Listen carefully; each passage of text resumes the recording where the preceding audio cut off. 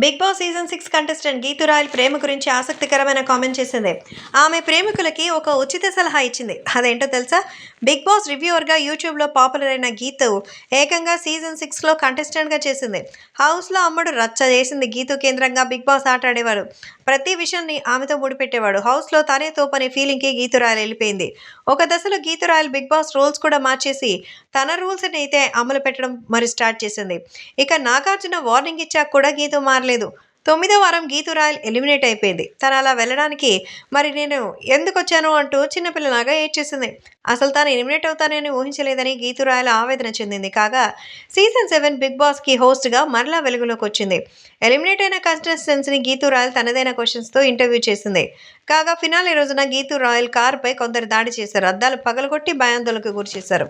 తనపై దాడి చేసిన వాళ్ళ మీద గీతూ రాయల్ కేసు కూడా పెట్టింది. వాళ్ళను పట్టిస్తే ఇప్పుడు డబ్బులు ఇస్తారేమో అని. సోషల్ మీడియాలో కాంటాక్ట్స్ అయితే మరి సుధీర్కి బాగా పెరిగిపోయింది. ఇంతలా ఉంటే ప్రేమ మీద గీతూ రాయల్ ఒక అభిప్రాయం వ్యక్తం చేస్తోంది. ఈ క్రమంలో ఆమె ప్రేమ గురించి ఆసక్తి కామెంట్లు వస్తోంది. అసలైన ప్రేమ విషయంలో ఏమిటో 6 నెలల వరకు తెలియదు. అబ్బాయి అమ్మాయి మధ్య ఉండేది కేవలం వ్యామోహం మాత్రమే అట. జరగాల్సినవన్నీ జరిగిపోయాక బోర్ కొట్టేసిందట. కొత్త వాళ్ళని ఎత్తుక్కుంటారట. 6 నెలల తర్వాత కూడా ఒకరి మీద ఒకరికి ఇష్టం అలానే ఉంటే అది నిజమైన ప్రేమ అని గీతూ రాయల్ చెప్తోంది. కాబట్టి తొందరపడి ఒక అభిప్రాయానికి రావద్దంటూ ఆమె ప్రేమికులకి ఒక ఉచిత సలహా విసిరేసింది.